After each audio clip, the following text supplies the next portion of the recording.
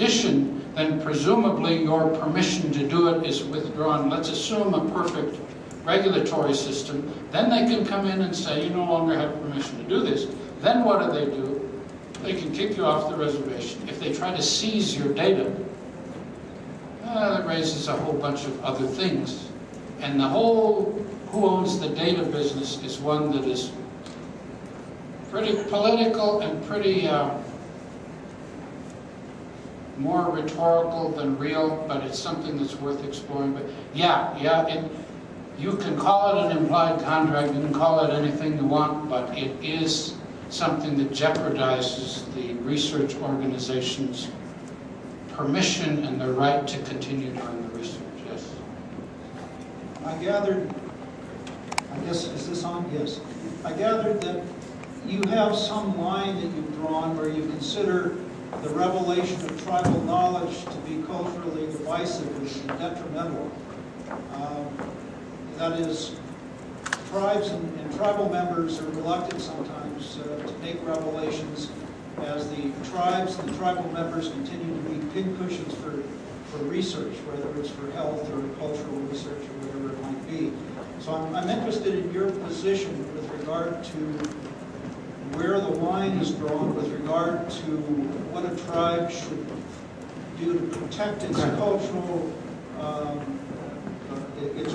traditions and practices, and what the tribal administration's responsibility is to screen all of this outside mosquito penetration of wanting to know what they do in the sweat lodge, right, how many drinks they take after Sundays. Right. Thank you. That's a good question. That was page 3 of the speech that I never got past page 1. I don't have an opinion, and the reason I don't is because only the people of that culture can make that determination. The things I do have an opinion about are, number one, it's easy to say tribes should control this without considering how difficult it is to enforce whatever they decide. And I don't necessarily mean enforce just against the bad guys who are the non-Indian outside researchers. One of the reasons we're in the fix we're in is because Indian people are so damn easy to flatter. If they get some white guy, especially a white guy with a PhD who makes a fuss over him, they'll blab any damn thing he asks. And it's, you know, Indians love to laugh, ho, ho, ho, we deliberately gave misinformation to anthropologists. Maybe sometimes they did. A lot of times they give true information to anthropologists because they're so easy. There was a tribe in a state south of here where a woman showed up and said she was going to write a book. And the women of the tribe took her into their lives. And for 2 years she spent time and she wrote the book. And then they got mad. You wrote a book. I said I was writing a book. They told her everything. How could you betray us like that? I said I was going to write the book. I want to see what you talk about when you're sewing or beading or whatever it is you do. I told you that. By golly, we've been betrayed. Their tribes have to say to themselves, this is something that you can't tell anybody. Then what is he going to do when he goes and tells them? What are you going to do? Kill him? It's too late. You put him in jail. All of that, the secret is out. You know, they say, well, we've got to protect our DNA information. That barn door is so too late to close. And the funny thing is, they go get somebody who's 156th Cherokee and take a swab and say, this is Cherokee DNA. Hey, find it in there. They don't pay any attention. Well, I don't know how much attention they pay. I'm skeptical about DNA from mixed bloods, what exactly it says. I'm a mixed blood. I don't know what my DNA is going to show them, but I don't know how much they can conclude about the Sioux Nation from looking at my DNA, because they got to know which is which. I don't know the answer to that. I do know that we've got to stop talking in the abstract about it, and tribes have got to start saying internally, before they can try to enforce it on anybody else, we got to decide what we're going to tell. And as for a lot of information, it's too late, it's out there. So we got to decide, what are we going to do now now that the information is out. I don't have an answer about where to draw that line. It's not my job. And that goes to my feelings about community control. A lot of people say the community is always right. Well, let me tell you, anybody that's ever said that is either not listening to themselves or has never been in an actual community. And I don't say Indian community, I say any community. You live in any community, and the community is probably, let's say they don't have a baseball Hall of Fame batting average when it comes to being right. It's not that the community is always right, it's the community should have as near an absolute power to decide for themselves, which includes being wrong. A lot of times researchers will come and say, well, I rely on the community because the community is always right. Well, yank the guy's breath then, because the community isn't always right. No matter the size of the community. Remember, we've just had 2 terms of George W. Bush. So the community isn't always right. And the alternatives were John Kerry and Al Gore. The community isn't always right, believe me. Yes, ma'am. Well, there was somebody here who gave up. Okay, go ahead. Go have your lunch or something.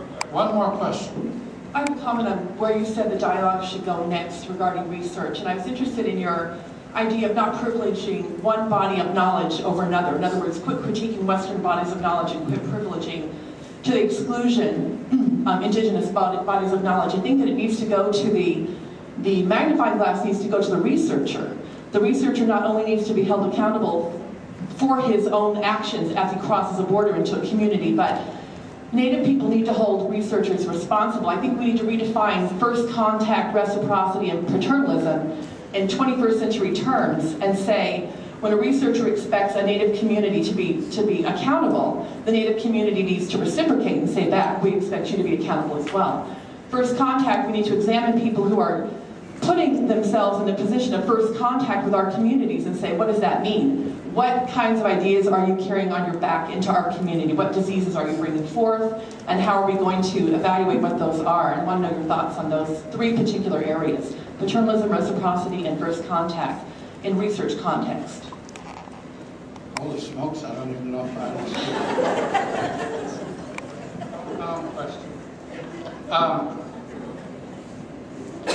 I don't speak that language, privileging.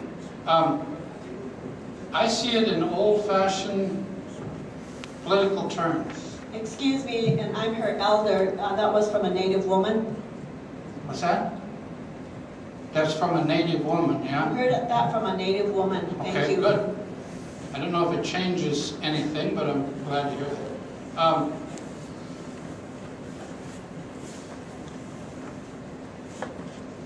I see things in old-fashioned political terms. And people who control a system are going to consciously and unconsciously, it's going to go in the direction that their natural inclination is. A guy that I know wrote a 77-page law review article in which he said that Europeans designed the American legal system and they designed it so that they would win more often than not. And he called me and said, what don't you like about my scholarship? And I said, that's what you just wrote, right? He said, yeah. I said, I said it in 1 sentence. Why did it take you 77 pages to say that? Which is to say, I'm sorry, I just have trouble using the word privilege as a verb. They give an advantage to their way of thinking. That's true. They do that. As we give an advantage to our way of thinking. And when we go into their arena, we have to take that into account. I've had people say, why do you send Indians to law school? Because it threatens their identity. And I always say, look, when your cousin was sent by the Bureau to auto mechanic school, nobody said he's going to be an automobile when he gets up, right? Law school changes them. I hope it changes them. The educational process is going to change them. It changes them.